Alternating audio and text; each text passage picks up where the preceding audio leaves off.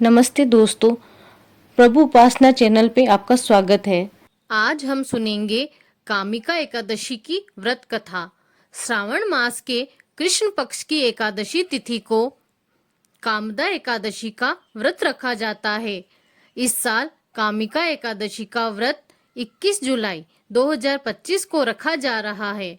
देवशयनी एकादशी के बाद ये पहली एकादशी होती है जब भगवान विष्णु योग निद्रा में होंगे। इस दिन भगवान विष्णु की विधिवत पूजा करने के साथ माँ लक्ष्मी की पूजा की जाती है। इसके साथ ही व्रत रखने का विधान है। मान्यता है कि इस दिन विष्णु जी की पूजा करने से शुभ फलों की प्राप्ति होती है।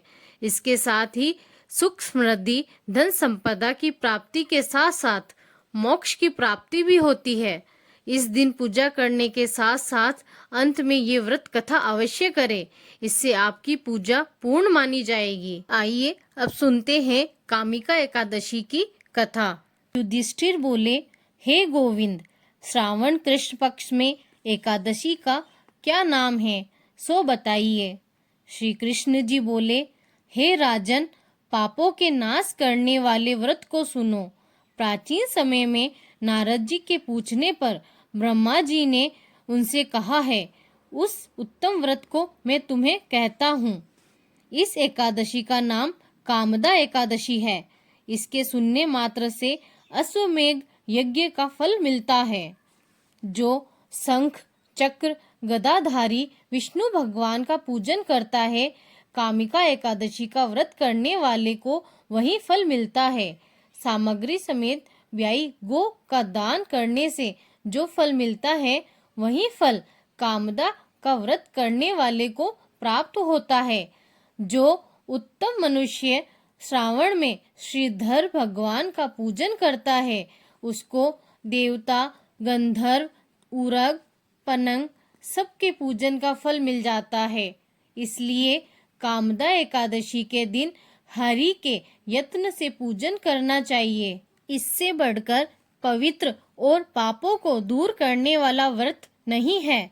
कामदा का व्रत करने वाला जो मनुष्य रात में जागरण करता है, उसको भयंकर यमराज दिखाई नहीं देता, न उसकी दुर्गति होती है।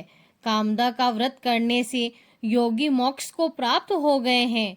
तुलसी के पत्तों से जो हरि का पूजन करता है, वह पापों से ऐसे दूर रहता है जैसे कमल का पत्ता पानी से दूर रहता है।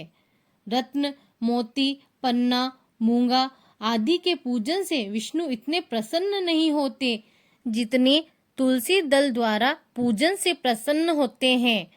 जिसने तुलसी की मंजरी से केशव भगवान का पूजन किया है, उसने जन्म भर के पापों का लेखा मिटा दिया। जो तुलसी दर्शन से सब पापों को दूर करने वाली, स्पर्श करने से देह को शुद्ध करने वाली, प्रणाम करने से रोगों को दूर करने वाली, सींचने से यमराज को डराने वाली, पौधा लगाने से भगवान के समीप पहुंचाने वाली तथा भगवान के चरणों पर चढ़ाने से मोक्ष देने वाली है, उस तुलसी को नमस्कार है। जो एकादशी में रात को दीपदान करता है, उसके पुण्य की संख्या को चित्रगुप्त भी नहीं बता सकता। एकादशी के दिन जिसका दीपक भगवान के सामने जलता है, उसके पितर स्वर्ग में जाकर अमृत पीकर तृप्त हो जाते हैं। घी अथवा तेल से दीपक जलाने वाला मनुष्य करोड़ों दीपकों से प्रकाशित होकर सूर्य लोक को जाता है। ये कामिका एकादशी की महिमा मैंने तुमसे कही है, इसलिए पापों को हरने वाली एकादशी का व्रत करना चाहिए। यह ब्रह्म हत्या तथा गर्भ हत्या को दूर करने वाली है, स्वर्ग तथा विशेष पुण्य को देने वाली है। मनुष्य श्रद्धा पूर्वक इसका महात्म्य सुनकर वैकुंठ को चला जाता है। कामिका एकादशी के दिन तुलसी की मंजरी से भगवान विष्णु का पूजन किया जाना चाहिए। इस दिन भगवान विष्णु की अर्चना से सारी मनोकामनाएं पूर्ण होती है और सारे पापों का नाश होता है।